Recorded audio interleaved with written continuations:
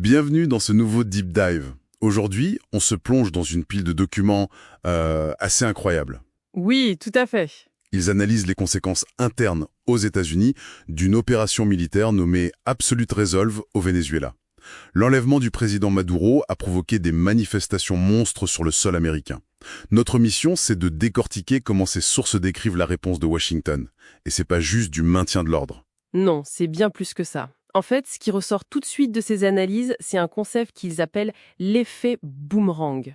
L'effet boomerang? Oui, l'idée c'est que les tactiques de guerre utilisées à l'extérieur finissent tôt ou tard par être réimportées et appliquées à sa propre population. C'est vraiment le fil rouge de tout ce dossier. D'accord. Alors, par où on commence? Le point de départ, selon plusieurs notes, c'est une toute petite phrase. Une déclaration de Donald Trump, rapportée partout. Nous allons reprendre le pétrole. C'est ça, et là tout bascule. On passe d'une guerre entre la drogue à ce que les manifestants appellent un pillage impérial. Ça a mis le feu aux poudres. Exactement. Et c'est là qu'on voit le premier symptôme de cet effet boomerang. La réaction de l'État n'est plus policière, elle devient militaire. Les documents sont clairs, on applique une doctrine de contre-insurrection sur son propre sol. Une logique de guerre appliquée à des citoyens. Mais attends, comment ils justifient ça légalement?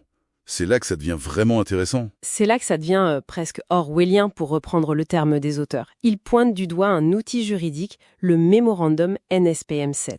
NSPM7. Voilà.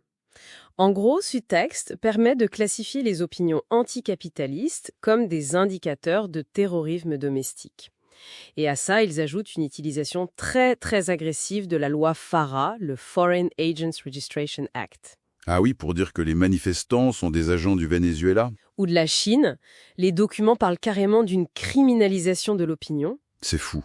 Et ça rappelle des périodes sombres, non? Les sources font le parallèle avec le macartisme. Et le programme COINTELPRO du FBI? Tout à fait. On n'est pas dans l'inédit, mais dans la répétition de schémas. Oui, et pour illustrer ça, ils prennent un exemple très concret, celui de Jessica Plichta. Oui, une organisatrice qui a arrêté juste après une interview à la télé. C'est ce que les textes appellent une technique de décapitation. Décapitation, le mot est fort. C'est une tactique de champ de bataille. On neutralise les leaders pour désorganiser le mouvement. C'est pas du maintien de l'ordre. Et sur le terrain, concrètement, ça donne quoi? Sur le terrain, ce que les notes décrivent, c'est un véritable baril de poudre. On lit des descriptions de scènes de quasi-guerre civile à Brooklyn, autour d'un centre de détention. Ah oui? Oui, et à Los Angeles, on parle du déploiement préventif de la garde nationale et surtout de l'utilisation d'unités fédérales comme l'ICE, qui n'ont rien à voir avec la gestion de manifestations.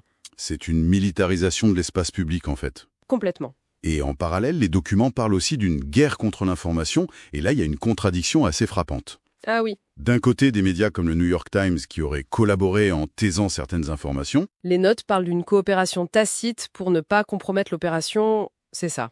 C'est une allégation gravissime. Très grave. Et de l'autre côté, on a des journalistes de terrain qui sont ciblés par la technique du catch and release. Le catch and release, c'est-à-dire... On les arrête, on prend leur matériel et on les relâche des heures plus tard quand tout est fini. Le but, c'est juste de les empêcher de filmer. D'accord.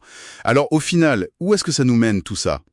Une des analyses utilise une métaphore forte, celle du franchissement du Rubicon.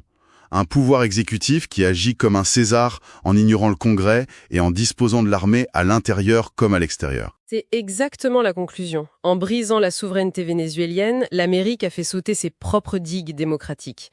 La répression interne détruit son soft power. Et la phrase de conclusion d'un des rapports est terrible. Ils voulaient exporter la liberté, ils ont fini par importer la tyrannie. C'est une conclusion glaçante. Si on suit la logique de ces documents, les méthodes de guerre extérieure finissent toujours par être réimportées. Et si c'est vrai, ça laisse une question en suspens. Où se situe la frontière entre la sécurité nationale et la répression politique?